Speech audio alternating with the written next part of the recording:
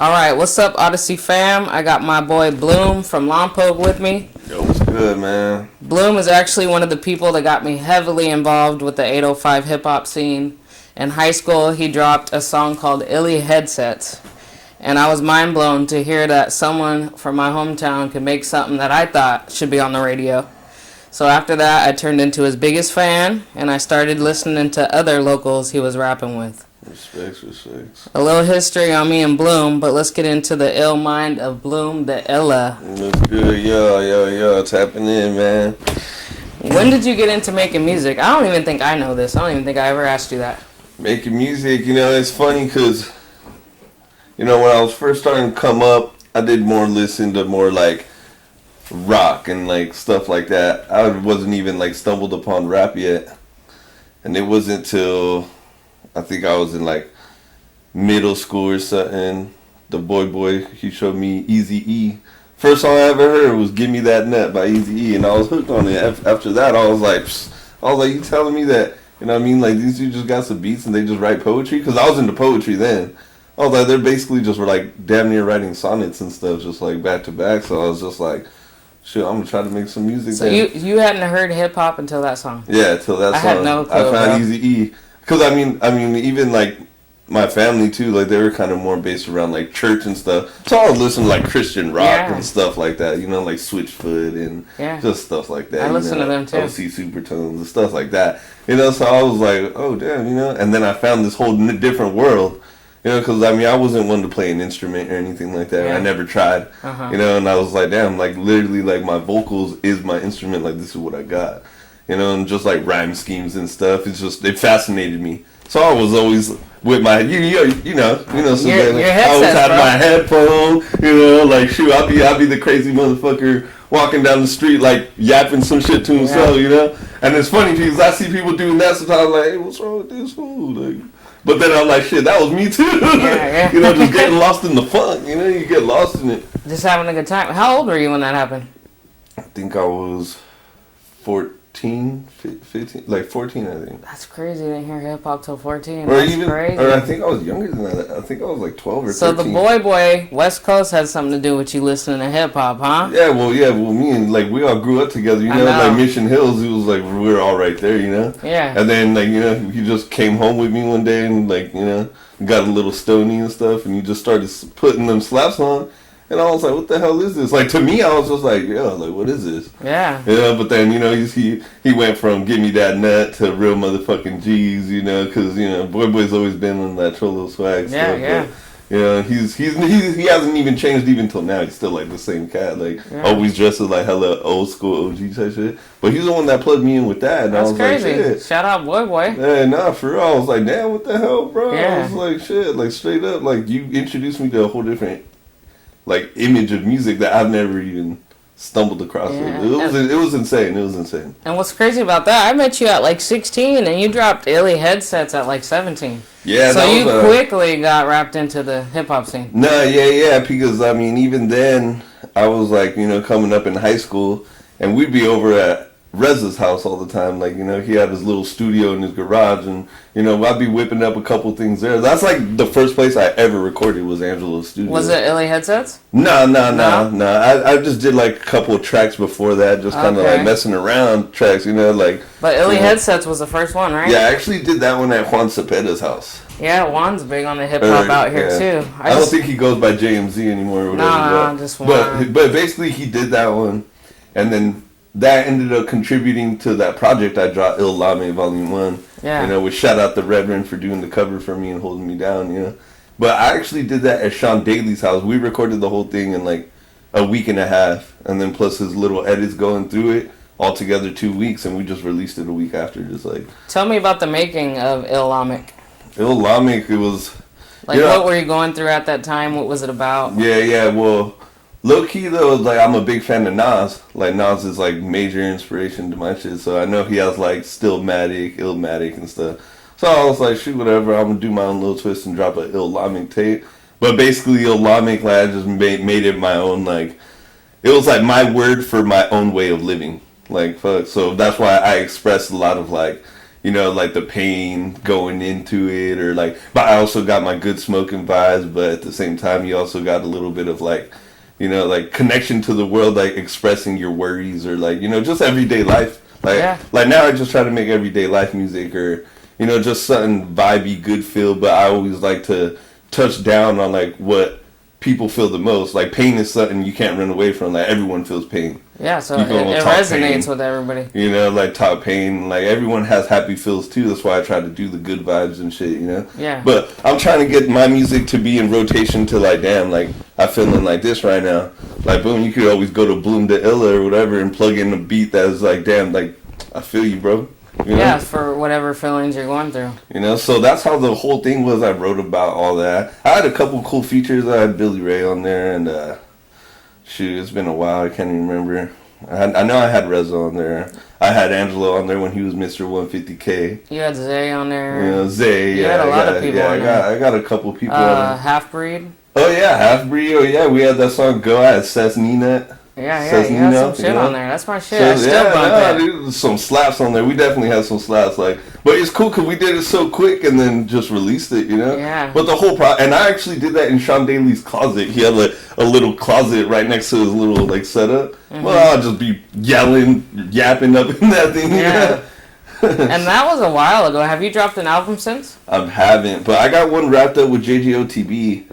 It's I stopped following up trying to drop like Islamic volumes. Like I just kind of did that one and let it go because I mean I don't think I want to backtrack to those times anymore. But I'm just moving forward. But I got this album cooked up with JGOTB called Time to Kill, and you know you actually did the shoot for the cover of that, which ended up being the cover. Yeah. You know, it's just me over at CP, like, chilling, you know? Yeah, we got plenty of shots on that. We got so much, but I ended up, you know, turning that into, like, my little cover for my thing, so I got that coming out. When is that coming out? That one is for sure going to drop this year. I don't have an exact month, but, I mean, I plan on doing it, like, ASAP, as soon as I can. All right. But even by the time I'm doing this, so, like, I've already cooked up so much other stuff, like, I'll probably drop something else for y'all. You just got shit in the vault, huh? Yeah, because now I've been, you know, Devontae's on my head about that all the time. It's like, fuck, like, all you do is hold on to shit. It's like, you don't release shit, you know? And I'm just like, because I always feel like the next track is going to be better than the next one. Yeah. Like, you know, but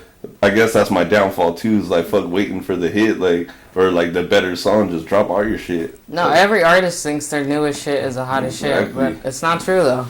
Exactly. Like, headsets. I encourage you, like, hey, as long as you went to the studio and you lay something up, I mean, you took that time to do it. Fuck, make it worth your while and drop that shit. Yeah, just let it float, you know? Timeless music. Yeah. That's why you gotta make timeless music. Exactly. You know? Like, don't put a limit on yourself, you know? No, if you limit yourself, you already lost. Like, you can't do that, you know? Yeah, where does the name Bloom come from?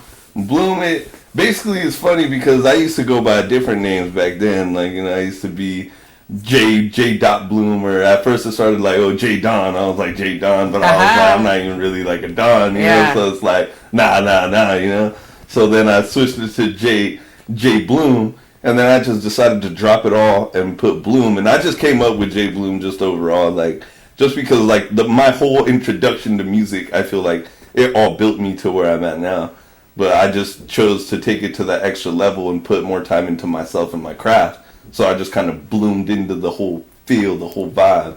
That's a dope name, man. I haven't heard anybody else with it, and I'm like, that shit's unique. It means something. So definitely just trying to stay abstract and, you know, try to create the lane still, you know, but, you know, you don't want to, basically, I don't know, I'm trying to, my name is Bloom, but I also want to show you that I'm versatile. Like, I don't only stick to one thing. Like, I could touch down on anything, and I guarantee you'll always get the best of my quality, like, no matter what. I'm gonna ask you about that in a little bit too. Tell me about self-government. Self-gov, that was a group we had put together. I wouldn't say we press it much now. It's not really a group anymore, but it's where I started. Those were like the roots, you know. After I was like doing a couple records over at Angelo's and Reza's spot, like, I just kind of linked up with Sean Daly, and he would leave his studio at my pad, and then Billy Ray, Isaiah, you know, Knuckles, and then would all come up. We were just, you know, young motherfuckers trying to make music. Y'all were working. And then, we ended up just doing some research, found out self-government is the way you self-govern yourself, how you harness life, and how you like you live above the law and just kind of, stay lawless to yourself. Yeah. So that's what self-government was about. So, like we had we had the bangers in the group and stuff, Billy Ray and them, like the Bloods and stuff like that. So, we kept it more conscious on everything we did. Tried to do stuff. We were in there like every day. We definitely released tracks I remember. Like nothing, yeah. I used to show up and there's like 10 of you guys just making hits. Literally, we'd be up in that garage like day and night. Yeah. And you still rap self-gov. Yeah, I still represent it in some of my songs just because that's like my roots. That's like where I was coming up from, and like the people I spit with, and I'm not gonna lie, like we're cooking up some hot shit up in there. I'm not gonna front. Yeah, like, you still rep your skateboard crew too. I hear that in your music a lot. What was it? SBJ, Skateboard Junkies. Yeah, that was like all my cuddies. They all skate. They're all thrashers.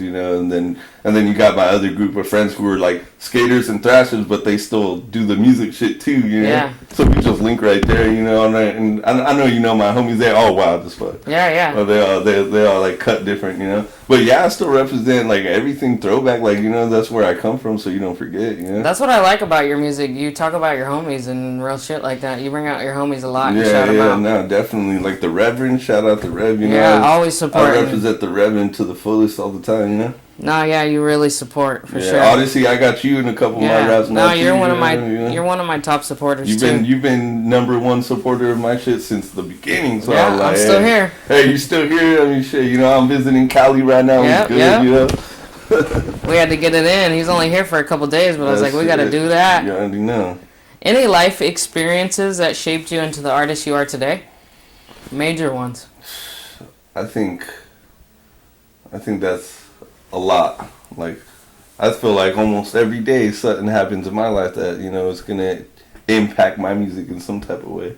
Nothing like one or two major things that, like, maybe affected how you rap or make music or your lyrics or anything like that? I think, like, I went through some stuff for a minute where, like, I was in town right here. Like, I ended up, like, messing up like on my own shit with my living and stuff. I ended up being homeless for a little bit, so I was like bouncing from place to place, just trying to get back on my toes, so going through that whole time of like period where like I didn't have shit and I had to like get it from the nitty gritty on my own shit. Like all that shit shaped me, and that's why like instead of just making like dumb rap, like I started putting a lot more like meaning into my shit. See, that makes sense. Like a lot more just because I lived through all that shit. It's like shoot, even Mission Hills, me and Frogger and the Reverend, we're just trying to get some 40s motherfuckers like pull a gun on you and shit over nothing. Like just situations like that, like life or death situations, definitely get you there. You took it more serious. Exactly. So I mean, I definitely started shaping it more into being more heartfelt music, more kind of from the soul. No, that's real. So if you peep into my shit, you hear a lot of my stuff is more kind of soulful beats, kind of more like something I could uplift you with, but still talking the bad parts of life, but it still uplifts you because you're not going through it alone. Yeah. Or someone else felt the same way you did. That's the music that I say this in almost every interview. Like the pop and stuff's cool, the club music. But you get over that shit, Yeah. But if you have a song that resonates with me, something I'm going through, whenever I'm going through something, I'm gonna go back and listen. No, of course. And that's what it's about. Yeah, exactly. And that's why in an artist, I mean, don't get me wrong, you making bangers. I mean, who don't need the bangers? We need the bangers, But me, in an artist, I'm always looking for like, give me that little bit deeper. Show me that you got more than this hype. Yeah. Because hype is easy. Anyone could be hype. That's what I say. But hey, when it comes to spitting something real, it's like. And it comes with the feel. It comes on how you express it, the words you choose, where you emphasize, like where you can hit your strong points. It's like everything you do in a song, it matters. It shows a whole different level of talent. It matters. So if you look at my layers when I'm doing stuff, like it's broken down in layers. Like maybe you have two little cuts where I had to go back just to add one little thing because I'm like it's missing this one little thing. Mm-hmm. Yeah. Like, how do you separate yourself from other artists? I just think naturally the way I carry myself, who I am, it's like when you meet me, it's like, oh damn, like I don't think you'll forget me once you meet me. Like definitely rub off on a certain way. You're unique. And I feel it's the aura and the energy I bring to the booth. Like when I come to the studio, it's like, hey, we're here to do this. Like let's handle music first, and then we fuck around and chat later. Yeah. And the thing is too, when I'm in the studio, it's like I prefer for you to give me some criticism. Like, be honest with me. Like, give me some criticism, but let me lace it up how I hear it real quick. Give me your input. But the thing is, I'm in there like I'll cut myself off. Like how like sometimes I'll be in the studio session and the engineer just like after he fumbled his verses, just let him spit all the way. Hey, I'm not here to waste the time. Let's get it right back. Like, hey, I cut myself off and I lace it up over again. That's real. You take it serious. And then I tell him like, hey, punch me in here, punch me in there. Hey, take this out for me real quick. I want to redo this. Or like even if it comes to one word, like, hey, take that one word out. I'm gonna punch it in, like bring me a bar before so I can follow it up. Okay, you're one of those in the studio. But it's because I know the direction that I'm trying to go with my music. Like if you come into the music and you're not with the direction, it's like your shit's just all over the place. Like and that could lead to you falling off of your fan base too. Like some people might not want to hear it so much because you just sound like you're everywhere. Yeah, and it's something different every time. They don't know what to expect. So I think overall, to answer your question, I think it's just the person I am in general is like as an artist, because like fuck, I don't even just treat myself as a rapper. Like I treat myself as a brand now. Like that's it. Like this is what you get. That's what I'm saying. Like no matter what, I always give you my best shit. Like it's never half-assed or nothing like that. Yeah, that's for real. If you could collab with any rapper, dead or alive, who would it be? That's a hard one, huh? It is a hard one. It is, because if you're asking me, 10 years back, I'd be like, oh, Biggie Smalls. Yeah. Because shoot, I'm Biggie's. Like even my sounds, it sounds like East Coast a lot of the time. Like, but I mean, right now, honestly, I fuck with WestSide Boogie. He hard right now. I get something from WestSide Boogie. But Ab-Soul is my dude too. Yeah. Ab-Soul was good.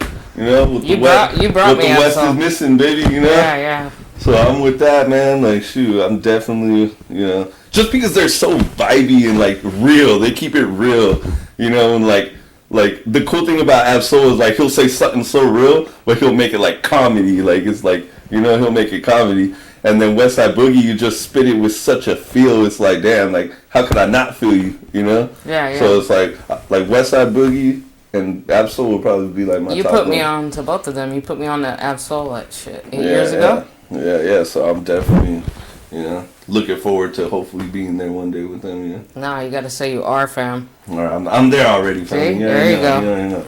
I know they're just waiting. They're waiting for me. Right. Where does your influence come from? I know you said a little bit about Biggie and East Coast. Yeah. Nah, it's mainly Gangstar. Gangstar. For those of you who don't know, Gangstar is the Guru and DJ Premier together. They're coming up together and like their whole like the whole way they did their thing, like they just really just fuck with each other. Like DJ Premier would toss them all the beats and Guru just spit. Like they believed in each other so much that it's like, damn, they made that shit happen. Like and it's all authentic. Like he kept it all real. So their whole like format of doing it was really motivating to me. So it's like me and Debbie do everything together, like shit, like half the time we're always like in the stew together or doing something. It's like I feel like they were kind of feeling that same shit when they were doing their shit. So that's a major influence is Gangstar. And I haven't listened to them, but someone else brought them up in an interview, so I'm gonna have to tap in with them. Gangstar, just their whole way of doing it is they basically had the recipe. They got it. Yeah. The recent music I've been hearing from you is a lot different than the old Bloom. Tell me about that. Tell me about what's going on. Yeah. Lately, I've been on my living my life tip with my kids, so if you hear my music now, like, I mean, I won't say Time to Kill because this was like before, but now, like, I don't cuss in my music no more. Like, I ended up like, hey, I'm not gonna waste my time with the cuss word when I could be vocal and put some vocabulary in there. And you want to play some shit your kids can listen to. Exactly, and I even involved like my little girl Carly, like she's involved in the song now and she's stoked on it, like, like get them hooked, and like it's just I'm just living my dad life now. Like I'm literally like a father to like all my 3 kids and shit. I take care of my girl, make sure everything is cool. So now I think my way is like trying to keep the good vibes, but like, you know, still keeping it real with with the struggle too, you know. Yeah. So not every song is like vibey and like feel good, because I'm gonna still give you that dark that I feel, but I'm gonna put it in a whole different way.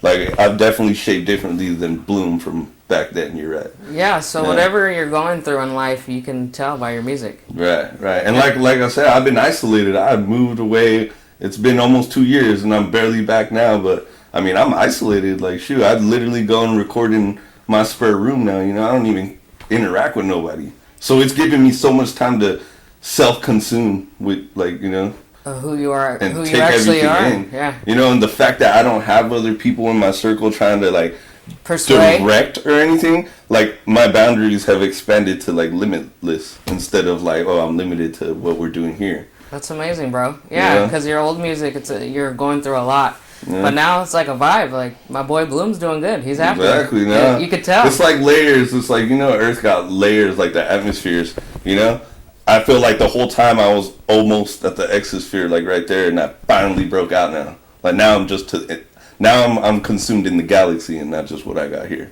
Yeah. You know? That's for real. What would be your biggest accomplishment in music? Shoot. It don't even have just something you hope to accomplish as an artist. One main thing. Right. I think it's when I graduated myself from writing mediocre shit. I mean, I think just I finally had a breakthrough, and now I just like write. Like, sometimes I fascinate myself with some things I write, or the words, how I put them together. Like, sometimes low key I'll be like, what? I just wrote that, man. Like, damn, like, the world ain't ready. I'm always telling myself the world ain't ready.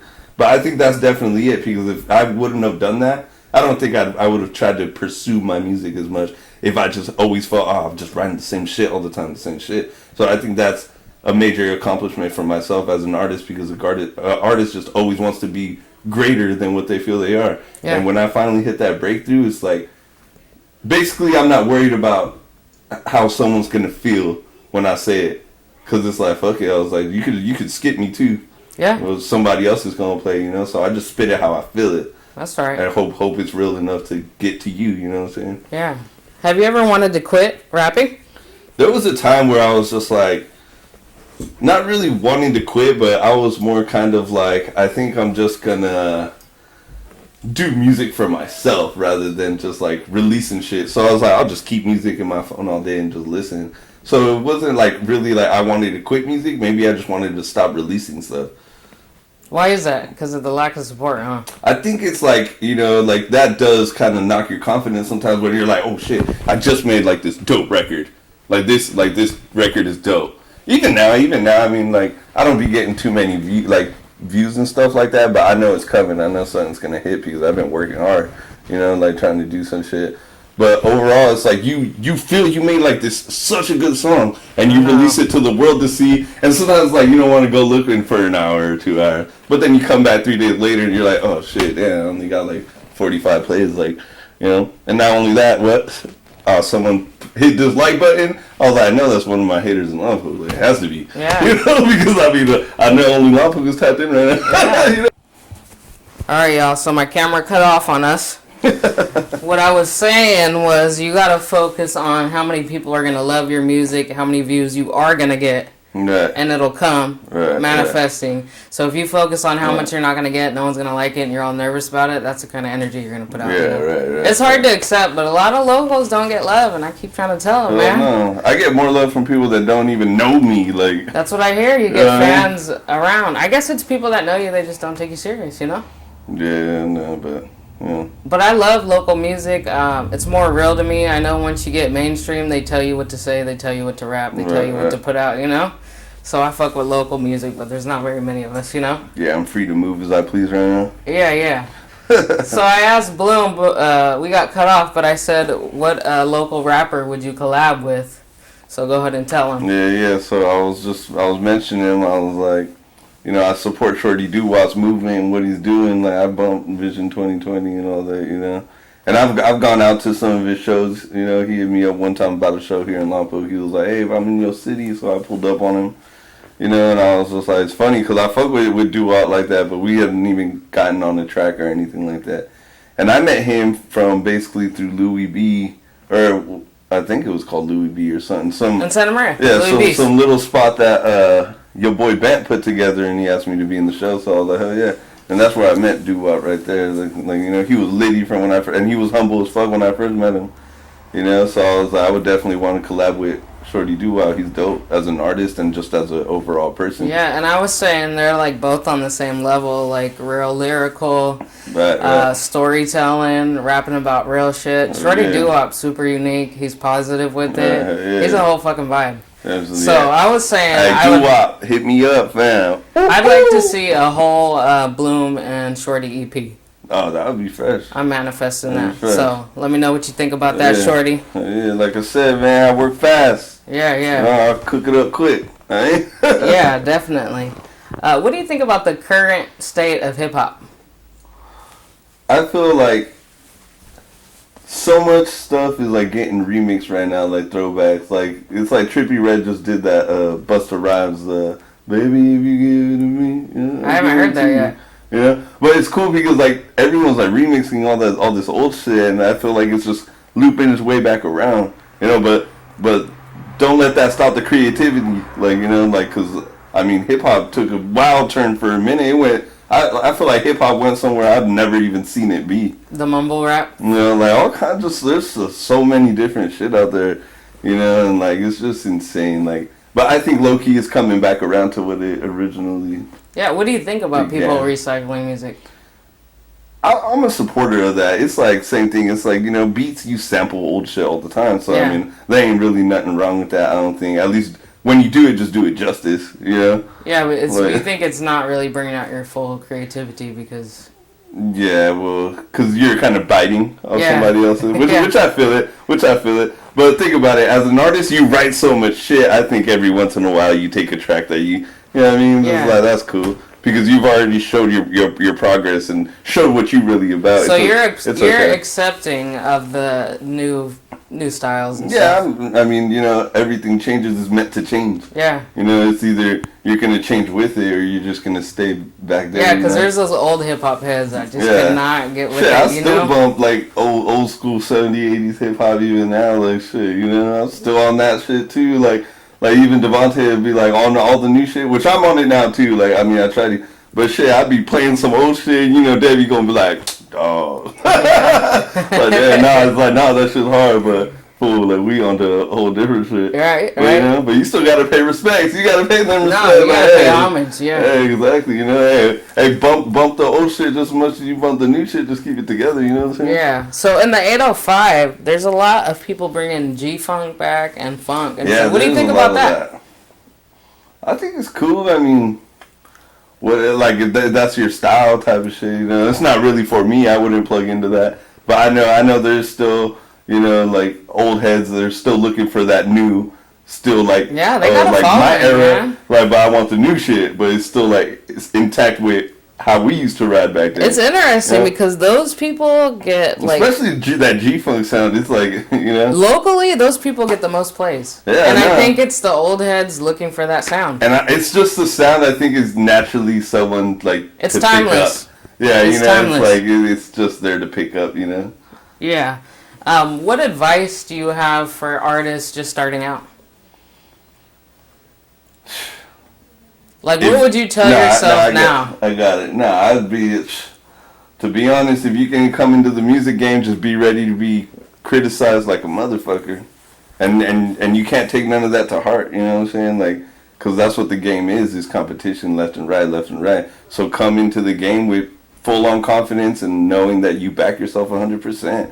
Because if you're not with you 100%, like, if you spit me something, like, and you're not right here with it, like, you know, I'm not gonna feel you just because I don't. Yeah. Like, if I ever spit you something, it's gonna be right here, and it's like, I'm gonna make sure, you know. So it's like you just gotta be behind yourself 100%. Like you yourself is your best investment you have. So you gotta take that to the fullest. Don't half step that shit, and believe in yourself, and just don't be afraid to expand. It doesn't matter who's around you. Expand, like, you know, look to thrive, to be greater than when you feel you're already great, be greater than that great that you think you are. Yeah, no, there's no limit to that shit.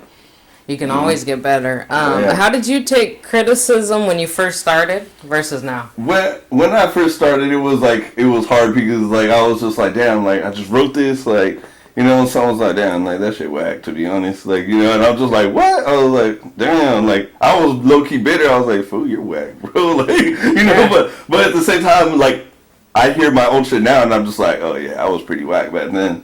I was like, but now I'm just like, hey, dude, no doubt, like, you know, it's all respect, like.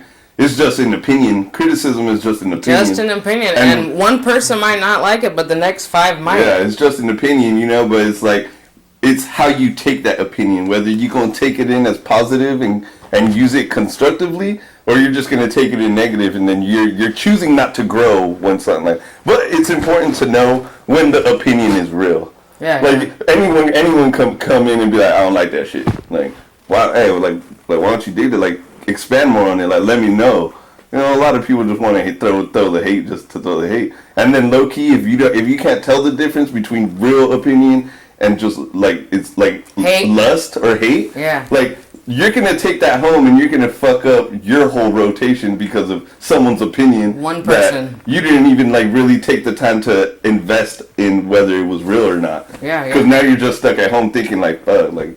But really, you were great the whole time. And it throws off your energy and shit. And confidence will ruin insecurities. So if you're confident where you are, people around you might not believe in themselves so much that you're going to start to see the hate come out because, you know. But don't let that type of shit, you know, fuck up your aura and everything you do. Like you got to be you 100% all the time.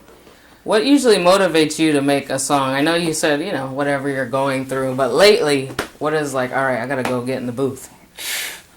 The hunger just to want to be there, you know, and the fact that like I just made a dope song. I know I made a dope song. It was like I just so eager to see what my next one is. Like, you know, like so explore. Are you in the studio like every day? Oh yeah, like, you know, I'm over there like I literally get home and shit. Like I'll be driving around listening to something and I'll just write hooks in my head and I'll come home, just plug my shit in and, you know, I'll just purchase a beat off BeatStars or whatever and I'll just slap it in and just start expanding and layering my stuff.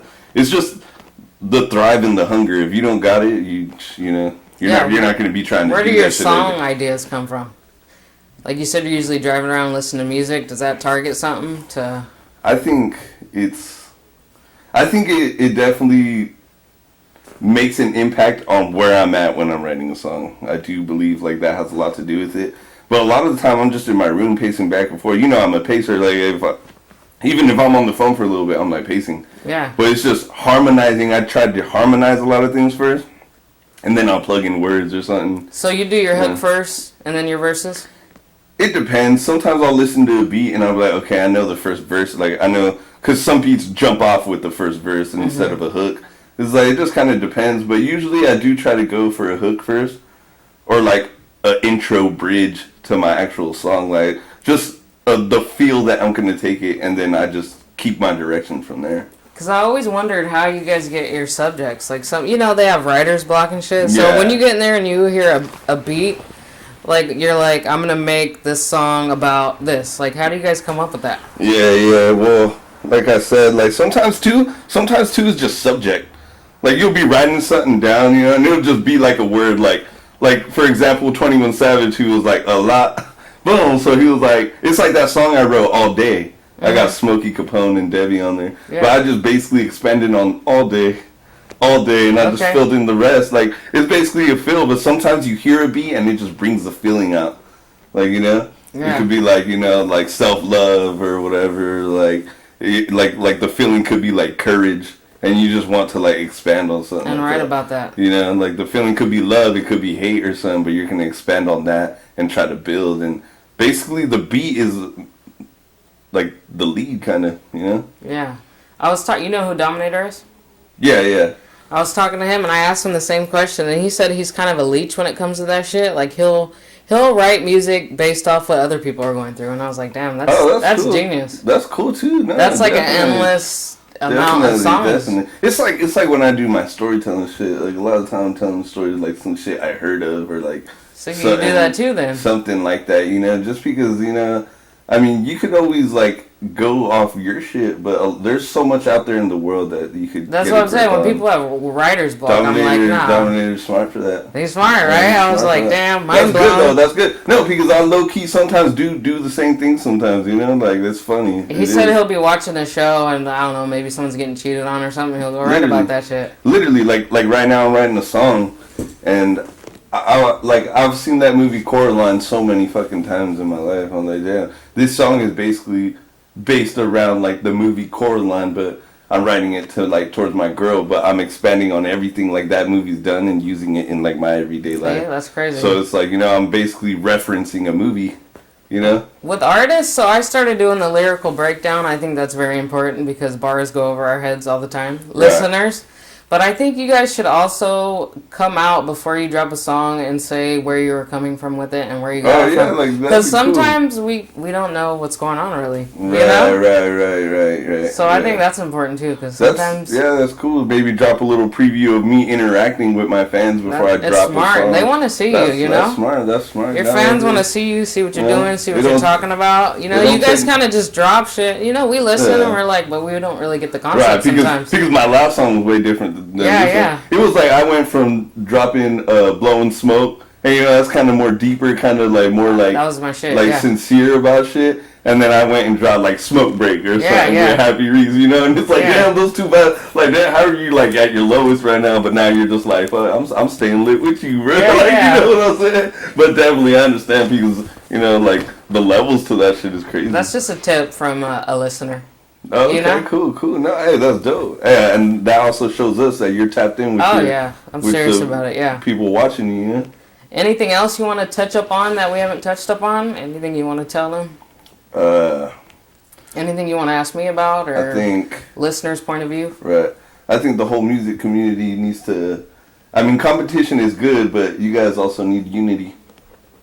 Like, people need to come together. Like, stop trying to, like, always up the next person, you know? Instead, there's like, more than enough out there for all of us to eat. We don't need competition. Exactly. Instead, why don't like get it together and we could both make bread, you know, like stuff like that. But I see so much hate, like more hate than love out there, you know, and it's just crazy because I'm like, damn, it's like low key, like I might meet an artist and I'm like, dude, like your shit dope, you know, but you know, if I'm not there or something, he might be like, low key, like bullshit is kind of whack. Yeah, but low key is like, you know, you're at competition with me or whatever, you know, and I'm just trying to make great music. That's my whole goal, just making great music. It doesn't matter who's it with. As long as you're trying to do the same shit, I'm rocking with you. Like, you know, unity is definitely something I think we need more. Yeah.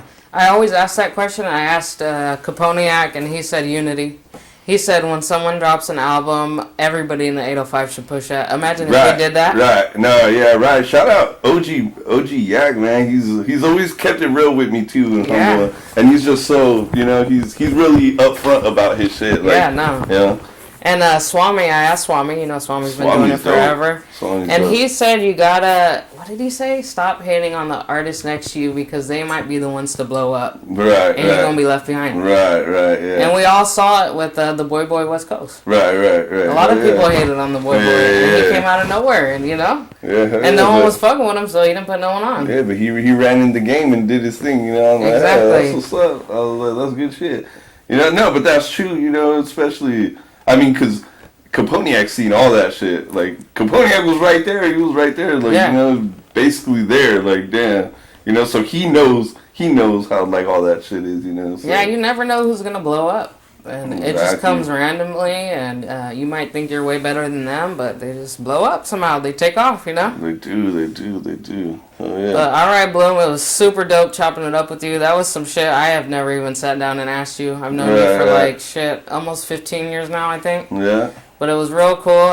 Bloom's out there in New Mexico now, y'all, but he has his own shit in the house, so hit him up and get some shit going. Get them features cooking, yo. Absolutely. You know? Much love, y'all. Anything else you want to say? Yeah, man, everybody tapped in, and go ahead and follow me on my Instagram at Bloom_SG. I basically keep most of my updates on there and shit, so just fuck with your boy and tap in, and don't be shy. Hit my line, fucking we link up on some tracks or something, man. You know, stay tuned for that album, too. Time to Kill, can it come soon? Shout out JGOTB, my boy. Just want to show all the love to Debbie and like, you know, the Reverend, everybody that fuck with me in my circle was good. You know, we gonna take this shit to the top, baby. Yeah. Absolutely. Much love, y'all.